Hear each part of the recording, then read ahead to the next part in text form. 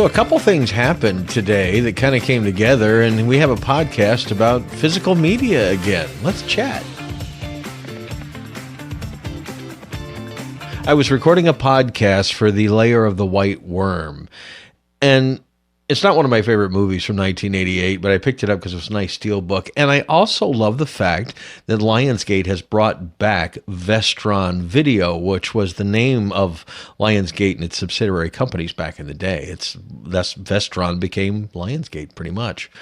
So Vestron, from the mid 80s all the way up to the early 90s, had every straight-to-video, crappy, the Ghoulies, the Witchboard movies, the Warlock movies, you name it, you remember that Vestron logo. So anyway, I was going to talk about that and add it to my podcast, and then I saw a PBS report about people discovering music and how that's changed so much. In the old days, it used to be radio and friends, and now it's streaming services and social media.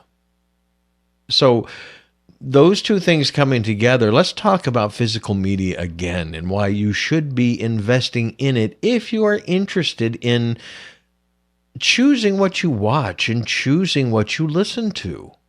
These days, it was interesting. It was eye-opening to me to hear young people interviewed in a park all say things like, I listen to Spotify to find new music. I check out YouTube. My friends, great.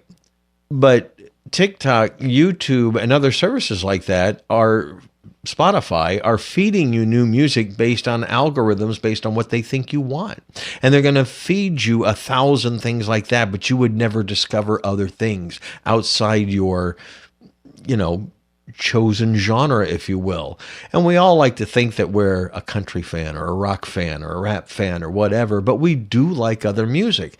And what young people are starting to find is that they're getting bored with the choices given to them by an algorithm.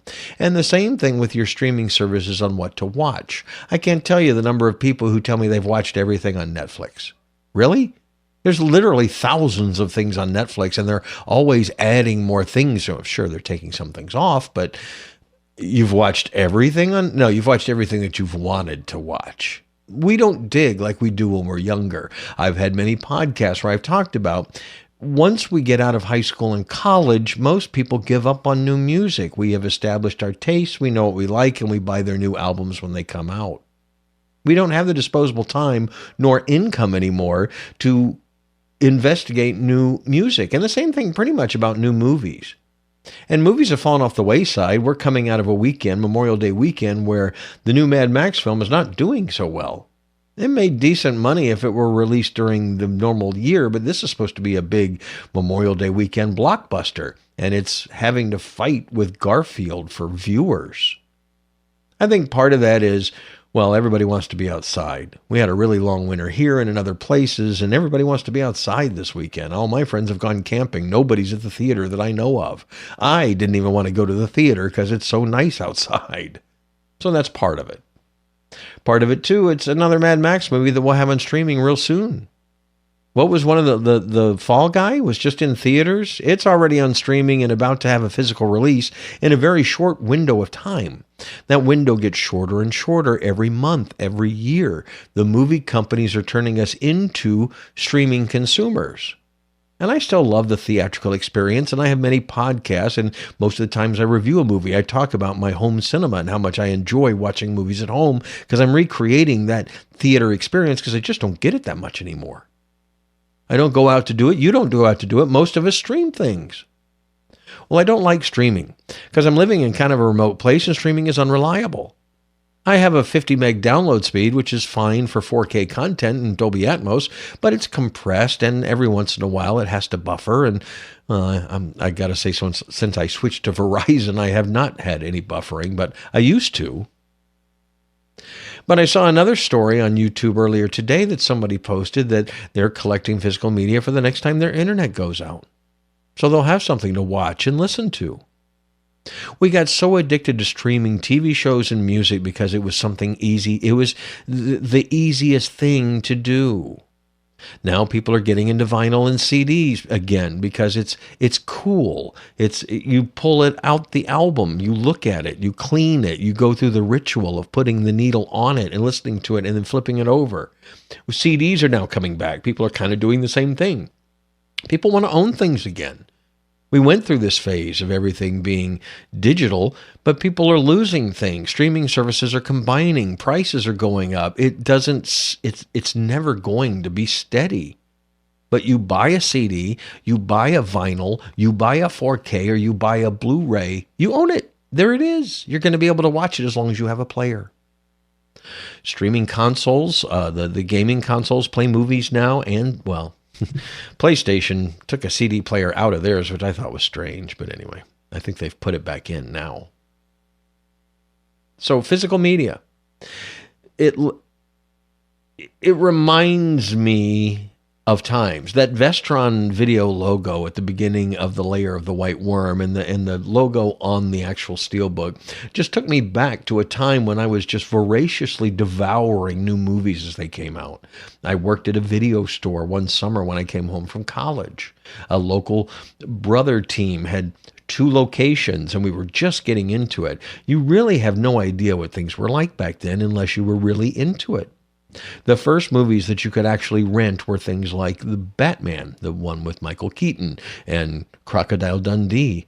These were $99 VHS videotapes that my owners would buy 25 of, and you would rent them out and make all your money back. Eventually, they started dropping the price on them, and you could buy movies for under $20, and then there were used movies and all that. And VHS was an imperfect thing, although it was our first digital soundtracks. But man, talk about hungry for something to watch. You spent an hour in Blockbuster Video on a Friday night or Saturday night to find something that you hadn't seen before. And there was constantly new things coming out. That's when we started getting the straight-to-video crap and the low-budget movies that were actually, there were a few diamonds in the rough. That came out of that was like the original Evil Dead. It can thank a lot of its popularity to early VHS copies and people going, should I watch this? I hear it's really awful. Well, it was for the time. It was very controversial.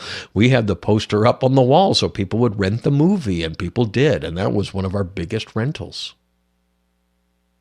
These days, we flip through a streaming service that we spend money on. We flip through YouTube. We flip through social media. We ask our friends what they're watching. We're doing the least amount of work to find these things. That's why my podcast is here. I'm trying to sample the things, and I'm guilty of the same things. I don't watch everything. That's why I don't call myself a movie reviewer, because I don't watch things I don't really want to watch. It's hard for me to be impartial. I had a friend post on my page that he doesn't like reviews where opinions get into it. And my podcast is opinion. This is more editorial than anything I would call news or impartial reviews, because for me, especially when reviewing music and movies, I have to review it from my perspective. I have to put my opinion in there. I have a long history with movies. I have a long history with music. I have a long history with bands and artists and all of it. That all feeds into why I may find something great that you may not. But I'm pretty clear in my reviews, I think. So how else can you find new music and new movies these days? Physical media. Try things. I've recommended HamiltonBook.com in several podcasts. You can buy a movie for $2 to $4. Buy a few movies in a box. They have flat rate shipping of $4. I bought 5 or 6 movies the other day. I think the grand total was about $40, including shipping and everything. It came in, and now I got a stack of things to watch. And they're all in quote-unquote genres that I enjoy. I wasn't just picking, nature documentaries and Lifetime films. That's not the kind of stuff I'm into. Hallmark movies and things like that. But I am looking for diamonds in the rough and dramas, action films, science fiction, horror films, you name it. I think horror is one of the best places to find diamonds in the rough. Good directors doing some interesting things, creative things. And when they split that into other genres, apocalyptic horror or science fiction horror or whatever, you can do some pretty creative and amazing things. But that's why I like progressive rock and long albums, where people can get really creative. But that's what I'm into. And so when I review something, I tell people, Like my review of The Lair of the White Worm. I really wanted to get into the whole Vestron video thing, and that's one of the main reasons why I bought the movie. Just to have a Vestron, it puts up the old Vestron logo at the beginning. Vestron video. That just takes me back. That's a wonderful thing. The movie, not so much. I mean, it is what it is.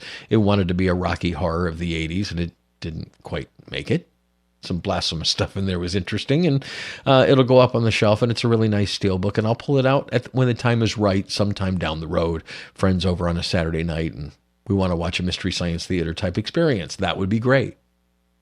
But again, I now own it. I don't have to worry about looking for it on a streaming service. So I don't expect you to buy some fringe movie that you may have seen in college, but, what about the last Top Gun movie, which is a pretty darn great movie? Or how about the Lord of the Rings movies? Are you into those? Harry Potter movies? 007 movies? These are all available now in collections that are fairly cheap to get on Blu-ray and a little bit more expensive on 4K. But if you buy the 4K, you're not going to have to upgrade anytime soon. You can blow 4K up to over 100 inches and it still looks great. A lot of movie theater projectors are 4K and they do fine on those big screens. So, 4K is probably the last physical media we're going to get. And I highly recommend going that far with your physical media journey. And do trick your system out if you can do it. Sony has a new system that literally is 4 speakers that gives you the Dolby Atmos surround sound mix, and there are 4 flat speakers you got to put in the 4 corners of the room. That might be good for some people. Physical media is a lot of fun. It creates conversations when people walk into my living room and I have shelves full of these movies. How are these organized? Well, they're in alphabetical order, but genres. Like over here, I have all the Marvel movies. Over here, I've got, things that are franchises, more than 3, that kind of thing. All the James Bond movies, all the Star Wars movies, they're all kind of in one place. All the Scream movies. So anyway, there's a lot of things about physical media, and I am enheartened. I am glad that the younger generation is getting into vinyl. To me, it's something I've left behind, and I do appreciate vinyl, but I'm not going back that far. But I still have a CD collection, and I still like putting a CD in the CD player and listening for an hour of music. I did that this weekend. IQ, a band I really like, put out an album in 2008, 2010, something like that. It was its anniversary of its release today. It's about an hour long. I've got the CD. Put it on. It was really a nice listen. Good quality. My system in my living room kind of matrixed that stereo out, filled up the sound. It was really a fun time. And there you go. There was an hour well spent of enjoying somebody's art, something I can put on a shelf, something I can pull out again when I want to hear it.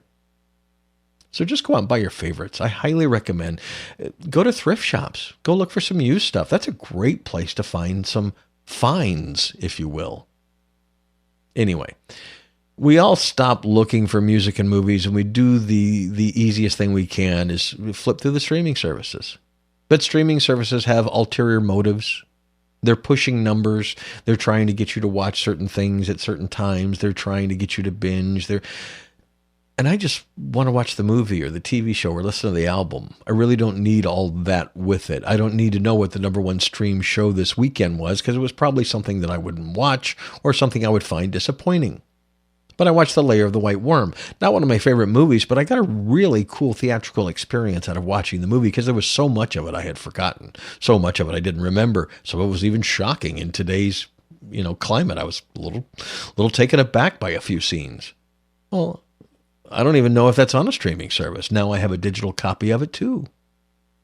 Anyway, I was just thinking about those things, Vestron Video, and the whole idea of video stores and finding new movies, and FM radio. It's where most people used to find all their new music. Now people are listening to streaming services, and the new music is fed to them.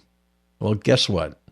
FM radios are still out there, and internet radio stations are out there. I have 2 internet radio stations that every other song is a new song. Every other song is something released in the last few weeks.